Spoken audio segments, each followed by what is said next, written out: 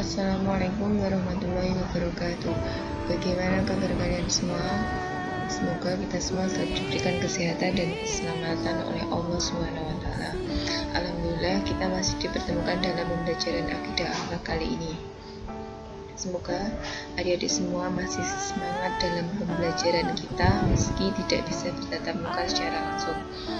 Adik-adik, pada kesempatan kali ini kita akan mempelajari bab 3, yaitu tentang membiasakan akhlak terpuji, ikhtiar, tawakal, sabar, syukur, dan qanaah. Pada kesempatan kali ini kita akan membahas tentang ikhtiar dan tawakal. Apakah itu ikhtiar? Ikhtiar berasal dari bahasa Arab ikhtiyar yang artinya memilih. Secara istilah, ikhtiar adalah usaha sungguh-sungguh seorang hamba untuk memperoleh apa yang dikehendakinya. Dalil naqli tentang ikhtiar. Bismillahirrahmanirrahim. Innallaha la yughayyiru ma biqaumin hatta yughayyiru ma bi anfusihim. Artinya, sesungguhnya Allah tidak akan mengubah keadaan suatu kaum sampai mereka mengubah keadaan yang ada pada diri mereka sendiri. Quran Surat Ar-Ra'd ayat 11. Selanjutnya, bentuk dan contoh perilaku ikhtiar. Bentuk-bentuk ikhtiar itu ada macam-macam. Yang pertama, bekerja keras dan tidak menggantungkan nasibnya pada orang lain. Yang kedua, rajin belajar walaupun tidak ada tugas dari gurunya. Yang ketiga, memiliki sikap perwira sehingga disukai banyak teman. Yang keempat, semangat dalam melakukan pekerjaannya.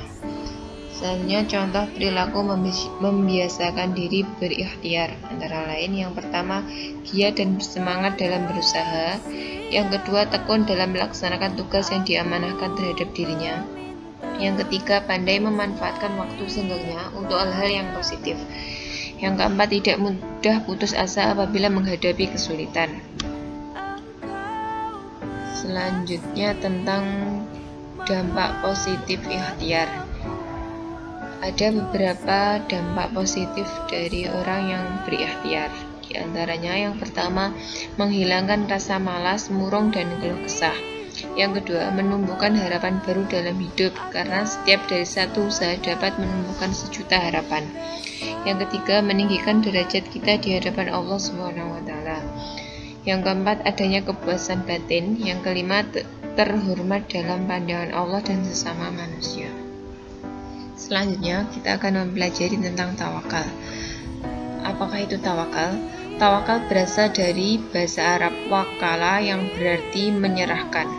Secara istilah, tawakal berarti menyerahkan suatu urusan kepada kebijakan Allah SWT yang mengatur segala-galanya.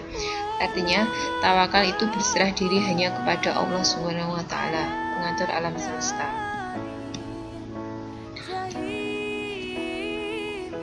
Allah berfirman dalam surat Al-Maidah ayat 23, A'udzubillahi minasyaitonirrajim. Bismillahirrahmanirrahim.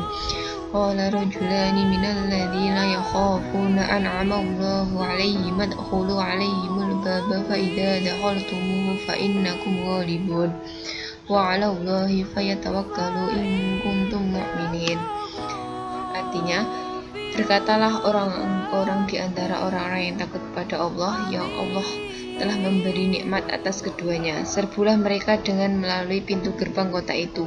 Maka bila kamu memasukinya, niscaya kamu akan menang, dan hanya kepada Allah hendaknya kamu bertawakal jika kamu benar-benar orang yang beriman. Quran Surat Al-Maidah ayat 23.